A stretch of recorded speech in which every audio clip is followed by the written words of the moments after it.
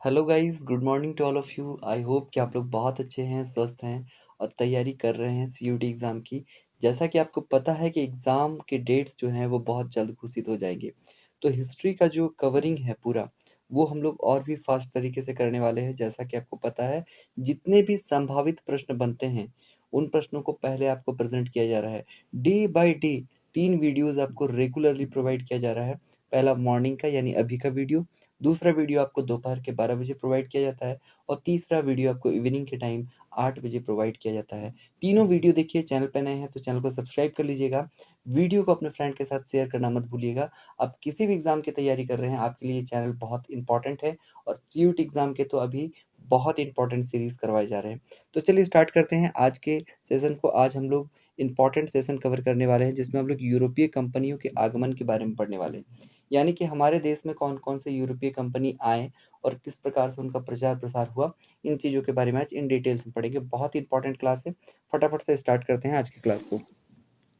पहला क्वेश्चन देखिएगा, पहला क्वेश्चन कहता है सर्वप्रथम भारत में व्यापार संबंध कायम करने तथा उसे अपना उपनिवेश बनाने वाले यूरोपीय थे। तो आपको पता होगा कि भारत में सबसे पहले व्यापारिक संबंध जो है वो पुर्तगालियों ने स्थापित किया था।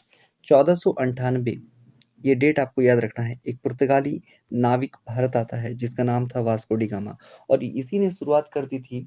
पुर्तगालियों के द्वारा ही यूरोपीय कंपनियों के आगमन की शुरुआत जो है वो हमारे भारत में हो जाती है। चलिए क्वेश्चन नंबर 2 की ओर चलते हैं। क्वेश्चन नंबर 2 कहता है कि निम्नलिखित किलों में से ब्रिटिश ने किसका सबसे पहले निर्माण किया था? यानी कि आपको ये बताना है कि ब्रिटिश ने किस किले का निर्माण सबसे पहले किया था। तो आपको याद रखना चाहिए कि फोर्ट सेंट जॉर्ज, यानी कि फोर्ट सेंट जॉर्ज जो है उसका निर्माण सबसे पहले ब्रिटिश ने किया था। ऑप्शन नंबर 20 का सही आंसर है। 3 नंबर क्वेश्चन देखिएगा, पुर्तगालियों ने भारत में अपना पहला दुर्ग कहाँ बनाया था? तो सही आंसर हो जाएगा ऑप्शन नंबर बी, यानी कि कोचीन में पुर्तगालियों ने अपना पहला दुर्ग बनाया था। क्वेश्चन नंबर 4 देखिएगा, क्वेश्चन नंबर 4 कहता है कि भारत की खोज पुर्तगाली नाविक वास्को डी गामा ने कब की थी? मैंने अभी आपको स्टार्टिंग में ही बताया कि वास्को डी गामा ने इसकी खोज 1498 में की थी। Option number B 1498 1498 is the right answer. Question number 5 को देखिए, 5 नंबर क्वेश्चन कहता है कि भारत में पुर्तगाली, अंग्रेजी, डच तथा फ्रांसीसी यानी कि फ्रेंच के आने के साथ शुरुआत हुई। तो इनके आने के साथ क्या-क्या शुरुआत हो जाती है? तो तंबाकू, लाल मिर्च, टमाटर तथा मकई की खेती शुरुआत हो जाती है। तो ऑप्शन नंबर डी तंबाकू, लाल मिर्च, मटर और मकई की खेती, टमाटर और मकई की खेती शुरू हो जाती है। Option number D is the right answer. आगे देखिए क्वेश्चन नंबर 6 की ओर चलते हैं। क्वेश्चन नंबर 6 क्या कहता है? कहता है कि निम्नलिखित में से कौन भारत नहीं आया था? तो ये मेगास्थनीज आया था, वास्को डी गामा आया था, पर कोलंबस नहीं आया था। क्रिस्टोफर कोलंबस भारत की खोज करने के लिए निकलता है कब? 1492 में। 1492 में 1492 में निकलता है। पर क्रिस्टोफर कोलंबस कहाँ पहुँच जाता है? पहुँच जाता है आपका अमेरिका, इसलिए अमेरिकन को रेड इंडियंस भी कहते हैं। तो 1492 में क्रिस्टोफर कोलंबस ने अमेरिका की खोज की थी, तो क्रिस्टोफर कोलंबस जो है वो भारत नहीं आया था। Option number B Columbus is the right answer. 7 number question देखिएगा, कहता है कि वास्को डी गामा था एक, क्या था वो? तो आपको पता होगा वास्को डी गामा जो है वो एक पुर्तगाली खोजी था या नाविक था। ऑप्शन नंबर बी पुर्तगाली खोजी is the right answer. 8 number question क्या कहता है? फोकस कीजिएगा। कहता है कि निम्नलिखित में से किसके किससे अल्बुकर्क ने गोवा को प्राप्त किया था? तो बीजापुर साम्राज्य से अल्बुकर्क ने गोवा को प्राप्त किया था। Option number B Bijapur is the right answer. Question number 9 की ओर चलते हैं। 9 नंबर क्वेश्चन कहता है वा फ्रांसिस्को डी अल्मीडा कौन था? तो आपको पता है भारत में पुर्तगाली वायसराय थे Francisco de Almeida. Question number 10 की ओर चलिए। 10 नंबर क्वेश्चन कहता है कि भारत में गोथिक स्थापत्य कला का आगमन निम्नलिखित में से किसके आगमन के साथ हुआ था? तो गोथिक स्थापत्य कला जो थी भारत में, उसका जो आगमन होता है वो पुर्तगालियों के साथ शुरू हो जाता है। ऑप्शन नंबर ए पुर्तगाली is the right answer. 11 number देखिएगा, कहता है कि भारत पहुँचने वाली प्रथम अंग्रेजी राजदूत कौन था?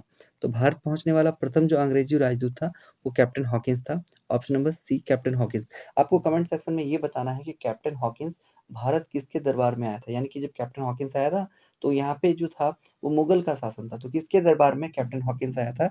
ये आपको कमेंट करके बताना है। क्वेश्चन नंबर 12 की ओर चलते हैं। 12 नंबर क्वेश्चन क्या कहता है, ध्यान दीजिएगा। क्वेश्चन नंबर 12 कहता है कि भारत में प्रथम प्रिंटिंग प्रेस की स्थापना कब और कहाँ हुई थी? तो 1556 में पुर्तगालियों के द्वारा गोवा में पहली बार प्रिंटिंग प्रेस की स्थापना की गई थी। आप ध्यान में रखिएगा। 13 नंबर क्वेश्चन क्या कहता है देखिएगा, अंग्रेजों ने भारत में अपनी प्रथम फैक्ट्री कहाँ और कब स्थापित की थी? तो आपको पता होना चाहिए कि सूरत में 1608 ईस्वी में अंग्रेजों ने अपनी पहली फैक्ट्री स्थापित की थी सूरत में। 1608 ईस्वी is the right answer. 14 number question को देखिएगा, ब्रिटिश ईस्ट इंडिया कंपनी ने बम्बई किससे लिया था? तो आपको पता होना चाहिए ब्रिटिश ईस्ट इंडिया कंपनी ने पुर्तगालियों से बम्बई लिया था। कैसे लिया था? दहेज में लिया था। इसे आप ध्यान में रखिएगा। आगे देखिए क्वेश्चन नंबर 15 क्या कहता है? क्वेश्चन 15 कहता है कि अवध यानी कि लखनऊ के अंतिम नवाब निम्नलिखित में से कौन थे? तो वाजिद अली शाह जो थे, option number B, Wajid Ali Shah जो थे वो लखनऊ यानी कि अवध के अंतिम नवाब थे, आपको याद रखना है। चलिए फटाक से चलते हैं क्वेश्चन नंबर 16 की ओर। 16 नंबर क्वेश्चन क्या कहता है? आप ध्यान दीजिएगा। कहता है कि अंग्रेजों को बंगाल में व्यापार करने की अनुमति कब मिली थी? तो 1651 में, यानी कि option number C 1651 is the right answer.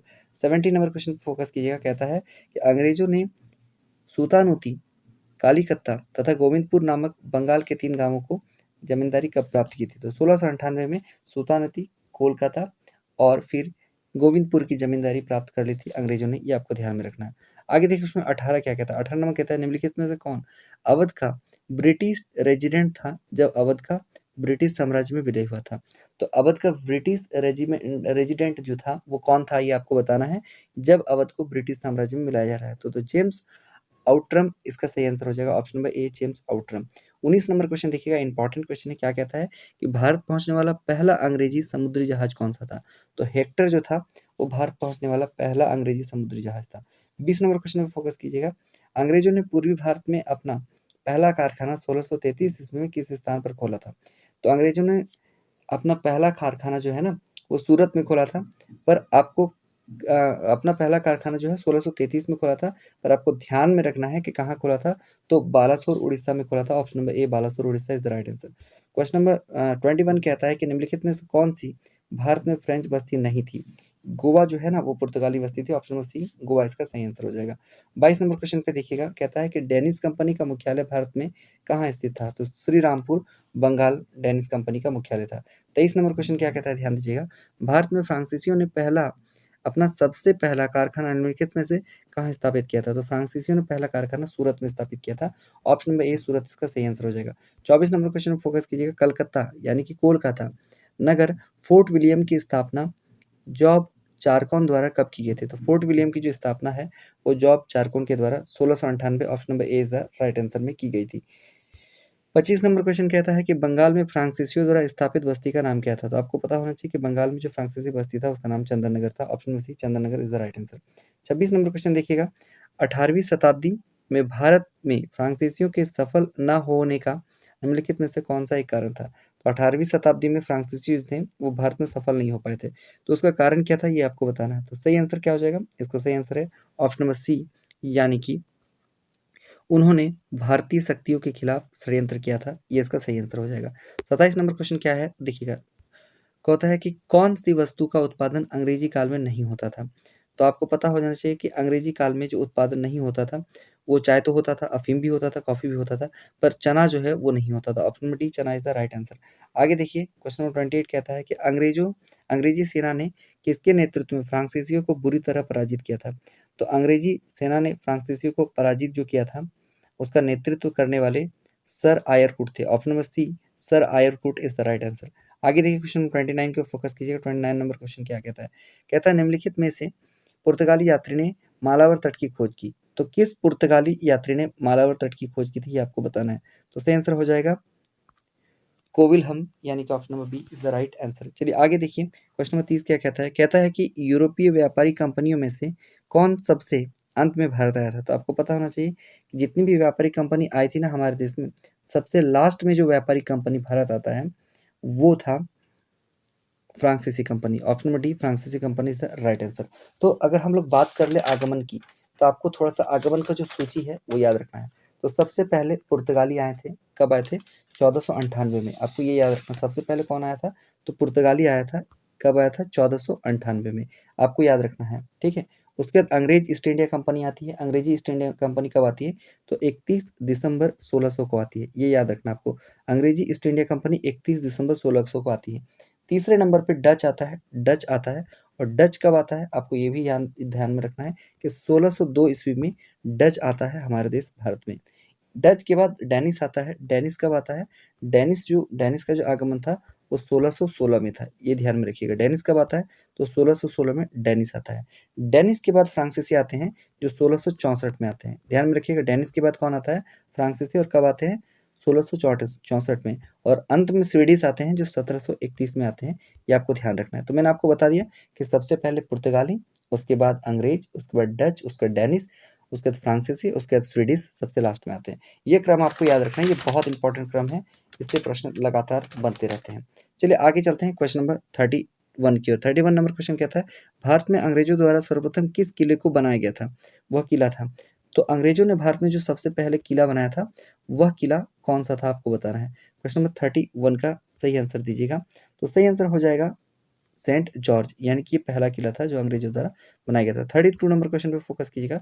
32 number question कहता है, ईस्ट इंडिया कंपनी की परमिट को प्रयोग करने की वैधता एक राजकीय आदेश पर निर्भर करती थी। वह राजकीय आदेश किसने पारित किया था? तो वह राजकीय आदेश जो था वो फर्रुख शेर द्वारा पारित किया गया था। Option number C is the right answer. आगे देखिए 33 नंबर क्वेश्चन क्या कहता है। कहता है, ईस्ट इंडिया कंपनी में एक छत्र राज्य को कब ब्रिटिश हुकूमत के नियंत्रण में लाया गया था? तो ईस्ट इंडिया कंपनी के एक छत्र राज्य को ना ब्रिटिश जो हुकूमत थे उसके नियंत्रण में लाने का जो काम है वो 1793 में किया गया था। Option number A 1793 is the right answer. आगे देखिए 34 नंबर क्वेश्चन क्या कहता है। 34 नंबर कहता है कि 1498 में वास्को डी गामा भारत में किस स्थान पर पहुंचा था? तो मैंने अभी आपको बताया कि 1498 में जो वास्को डी गामा है वो भारत के कालीकट में पहुंचा। ऑप्शन नंबर डी इसका सही आंसर है। 35 नंबर क्वेश्चन पे फोकस कीजिएगा। कहता है, अंग्रेजों ने भारत में अपनी पहली कंपनी की स्थापना किसकी अनुमति से की थी? मैंने अभी आपको बताया कि अंग्रेजों ने अपनी कंपनी की जो स्थापना थी वो भारत में जहांगीर की अनुमति से की थी। ये मैंने कमेंट करने को कहा था, तो जहांगीर के दरबार में ही पहली बार आते हैं कैप्टन हॉकिंस। चलिए आगे चलते हैं क्वेश्चन 36 को। 36 नंबर क्वेश्चन कहता है कि 1613 ईस्वी में अंग्रेजी ईस्ट इंडिया कंपनी को कहाँ एक कारखाना यानी कि व्यापक स्थल स्थापित करने की अनुमति मिली थी? तो 1613 ईस्वी में कारखाना स्थापित करने की अनुमति सूरत में मिली थी। ऑप्शन नंबर डी सही आंसर हो जाएगा। आज का अंतिम सवाल प्रश्न संख्या 37 कहता है कि इंग्लैंड के जेम्स प्रथम के राजदूत सर टॉमस रो किस वर्ष भारत आए थे? तो सर टॉमस रो का जो भारत आगमन हुआ था वो 1615 ईस्वी में हुआ था। Option number B 1615 is the right answer, यानी 1615 आपको याद रखना है। चलिए आगे चलते हैं। आगे हम लोग और एक इंपॉर्टेंट सेट लगाते हैं। ये जो सेट है ये बहुत इंपॉर्टेंट है। इसमें आज हम लोग कवर करने वाले हैं एक बहुत ही इंपॉर्टेंट टॉपिक, जो टॉपिक है आंग्ल मैसूर संबंध के बारे में। आपको पहले पता है, मैं इसका बेसिक जानकारी बता देता हूँ आंग्ल मैसूर संबंध के बारे में। तो 4 आंग्ल मैसूर युद्ध हुए थे।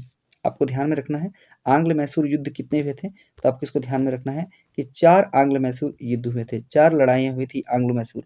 पहली जो लड़ाई होती है वो 1769 में होती है, 1759 में पहली लड़ाई होती है। आपको ध्यान में रखना है पहली लड़ाई जो होती है वो 1769 में होती है, ये आपको ध्यान में रखना है। पहली लड़ाई की जो समाप्ति होती है वो मद्रास की संधि के द्वारा होती है। मद्रास संधि द्वारा पहली लड़ाई की समाप्ति होती है, ये आपको याद रखना है। दूसरा जो आंग्ल मैसूर युद्ध हुआ था वो 1784 में हुआ था। कब हुआ था? 1784 में। और मंगलोर की संधि के द्वारा इस युद्ध को समाप्त किया गया था। मंगलोर की संधि आपको याद रखना है।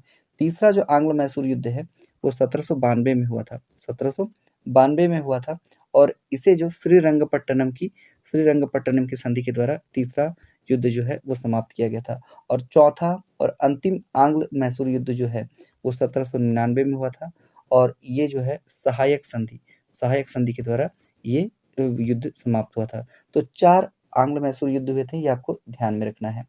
स्पेशली आपको अगर पूछ लिया जाए कि प्रथम आंग्ल मैसूर युद्ध में के समय बंगाल के जो गवर्नर थे वो कौन थे, तो पहले आंग्ल मैसूर युद्ध में लॉर्ड वेरलिस्ट थे। वेरलिस्ट इज द राइट आंसर होगा इसका, कि लॉर्ड वेरलिस्ट थे पहले आंग्ल मैसूर के समय में। और द्वितीय आंग्ल मैसूर युद्ध के समय लॉर्ड वार्न हैंस्टीन थे, ये आपको ध्यान में रखना है। तृतीय आंग्ल मैसूर युद्ध के समय में जो बंगाल के गवर्नर जनरल थे वो लॉर्ड कॉर्नवालिस थे, और चौथे आंग्ल यानी कि अंतिम आंग्ल मैसूर युद्ध के समय जो गवर्नर जनरल थे बंगाल के वो लॉर्ड वेलेजली थे, आपको याद रखना है। तो चलिए आंग्ल मैसूर युद्ध से संबंधित जितने सारे महत्वपूर्ण प्रश्न बन सकते हैं उन्हें फटाफट से हम लोग कवर करते हैं।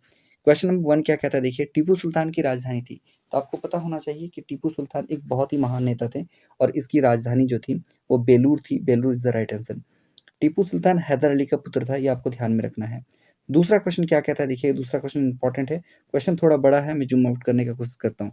कहता है कि टीपू सुल्तान तथा कॉर्नवालिस के बीच 1792 में श्रीरंगपट्टनम की संधि हुई थी, जिसके तहत क्या नियम किया गया था, क्या प्रावधान किया गया था, जब 1792 में टीपू सुल्तान और जो अंग्रेजी गवर्नर थे लॉर्ड कॉर्नवालिस के बीच में एक संधि होती है। तो सही आंसर हो जाएगा ऑप्शन नंबर सी, यानी कि ऑप्शन सी, यानी कि 1, 2, 4 होता है। तीसरा को छोड़कर 1, 2, 4 होता है। तो क्या कहता है देखिए, पहला कहता है कि टीपू सुल्तान अपना आधा राज्य अंग्रेजों को देना पड़ेगा, पहला शर्त ये था। दूसरा कहता है अपने 2 बेटों को अंग्रेजों के पास रखने के लिए टीपू सुल्तान को विवश होना पड़ा।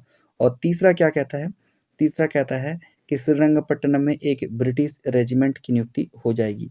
चलिए ये तीनों शर्त आपको याद रखना है। क्वेश्चन नंबर 3 क्या कहता है देखिएगा, इंपॉर्टेंट क्वेश्चन है। किस युद्ध को डुप्ले का व्यक्तिगत युद्ध कहा गया था? तो याद रखिएगा, द्वितीय कर्नाटक युद्ध को डुप्ले का व्यक्तिगत युद्ध कहा गया था। और द्वितीय कर्नाटक युद्ध में ही हैदर अली की मृत्यु हो जाती है और यहीं पर एंटर करते हैं टीपू सुल्तान। आगे देखिए क्वेश्चन नंबर 4 क्या कहता है? कहता है कि निम्न में से कौन फ्रांसीसी जैकोबिन सोसाइटी का सदस्य था? तो सही आंसर हो जाएगा option number A, Tipu Sultan जो है वो फ्रांसीसी जैकोबिन सोसाइटी का सदस्य था। क्वेश्चन नंबर 5 की ओर ध्यान दीजिएगा। 5 नंबर क्वेश्चन कहता है निम्नलिखित में से कौन हैदराबाद के स्वतंत्र राज्य संस्थापक थे, यानी कि इंडिपेंडेंट किंगडम जो स्थापित किया था हैदराबाद में, वो किसने किया था? ये बहुत इंपॉर्टेंट क्वेश्चन है। तो आपको पता होना चाहिए, इसका सही आंसर होगा ऑप्शन नंबर डी, यानी कि चीन किलिच खां के द्वारा हैदराबाद में स्वतंत्र राज्य की स्थापना की गई थी। 6 नंबर क्वेश्चन क्या कहता है, इंपॉर्टेंट है, ध्यान में दीजिएगा। क्वेश्चन कहता है कि अंग्रेज और टीपू सुल्तान के बीच आंग्ल मैसूर युद्ध द्वितीय समाप्त करने हेतु 1784 ईस्वी में कौन सी संधि हुई थी? मैंने अभी आपको बताया कि द्वितीय आंग्ल मैसूर में मंगलोर की संधि हुई थी टीपू सुल्तान और किसके बीच में हुई थी? तो आपको ध्यान में रखना है, वारन हेस्टिंग के बीच में। याद रखिए, वारन हेस्टिंग के बीच में। द्वितीय आंग्ल मैसूर युद्ध का जो समय था वो 1780 से 1784 का था। 1782 में बीच में ही टीपू सुल्तान के जो पिता थे यानी कि हैदर अली की मृत्यु हो जाती है और टीपू सुल्तान इस युद्ध में शामिल हो जाते हैं। प्रश्न संख्या 7 की ओर चलते हैं। 7 नंबर क्वेश्चन इंपॉर्टेंट क्वेश्चन है। देखिए क्या कहता है कि द्वितीय आंग्ल मैसूर युद्ध के समय गवर्नर जनरल था। अभी मैंने आपको बताया कि द्वितीय आंग्ल मैसूर युद्ध के समय जो गवर्नर जनरल थे वो लॉर्ड वेलेस्ली थी। Option number D, lord Wellesley is the right answer. 8वां क्वेश्चन क्या कहता है, ध्यान दीजिएगा। कहता है कि मद्रास के किस गवर्नर ने टीपू के साथ मंगलोर की संधि की थी? आपको ध्यान में रहना चाहिए, मद्रास का वो गवर्नर जिसने टीपू के साथ में मंगलोर की संधि की थी वो था लॉर्ड मैकार्टिनी। मैकार्टिनी ने टीपू के साथ संधि की थी। कौन सी संधि? मंगलोर की संधि। 9वां क्वेश्चन क्या कहता है देखिए, 9th क्वेश्चन क्या कहता है, इंपॉर्टेंट क्वेश्चन है, ध्यान दीजिएगा। कहता है निम्नांकित में से किस भारतीय शासक ने आधुनिक तर्ज पर विदेशों में अपना राजदूत या दूतावास खोला था? तो आधुनिक तर्ज पर विदेशों पे दूतावास खोलने वाले कौन थे? तो एकमात्र थे Tipu Sultan. Option number D, Tipu Sultan is the right answer. 10वां और आज का आखिरी प्रश्न क्या कहता है? चलिए 10वां प्रश्न ध्यान दीजिएगा, इसके बाद 2 प्रश्न और हैं। कहता है कि ब्रिटिश जनरल जिसे हैदर अली को पोर्टो नोवा के युद्ध में हराया था, ब्रिटिश जनरल कौन था जिसने हैदर अली को पोर्टो नोवा के युद्ध में हरा दिया था? तो सही आंसर हो जाएगा सर आयरकुट। ऑप्शन नंबर बी इसका सही आंसर है। आगे देखिए 11 नंबर क्वेश्चन क्या कहता है? कहता है कि चतुर्थ मैसूर युद्ध में अंग्रेजों ने पराजित किया था। तो चौथा जो मैसूर युद्ध था उसमें अंग्रेजों ने किसे पराजित किया था? तो याद रखिएगा, टीपू सुल्तान को पराजित किया था और इसी में टीपू सुल्तान की मृत्यु भी हो जाती है। आज का अंतिम प्रश्न है कि टीपू सुल्तान ने कितने सैन्य बोर्डों का गठन किया था? तो बहुत सिंपल सवाल है, 9 सैन्य बोर्ड का गठन किया था टीपू सुल्तान ने। तो इम्पोर्टेंट है, आज मैंने आपको आंग्ल मैसूर युद्ध के बारे में सारी घटनाओं को बता दिया है, आंग्ल मैसूर संबंध के बारे में बता दिया है और साथ में भारत में यूरोपीय कंपनी के आगमन के बारे में बता दिया है। इन सारे टॉपिक से बहुत सारे क्वेश्चंस आपको डायरेक्ट तौर पर एग्जाम में देखने को मिल सकते हैं। तो फिर अगर आप हमारे टेलीग्राम चैनल से नहीं जुड़े हैं तो जरूर से जुड़ जाइएगा, क्योंकि वहाँ पे आपको सारे पीडीएफ नोट्स जो भी आपके क्लास में करवाया जा रहा है फ्री में उपलब्ध कराया जाता है। तो टेलीग्राम से जुड़िए, यूट्यूब में लगातार विजिट कीजिए, वीडियोस को देखिए। आप चलते ही रहते हैं या फिर कहीं खेलते रहते हैं या आसपास कहीं सफ़र कर रहे हैं, कान में हेडफोन्स लगाकर, ब्लूटूथ लगाकर आप वीडियोस को देख सकते हैं, इसका मज़ा ले सकते हैं और साथ-साथ में अपनी सीयूईटी तैयारी को मजबूत कर सकते हैं। मिलिएगा फिर दोपहर के 12 बजे एक इंटरेस्टिंग वीडियो के साथ। तब तक के लिए goodbye and thank you.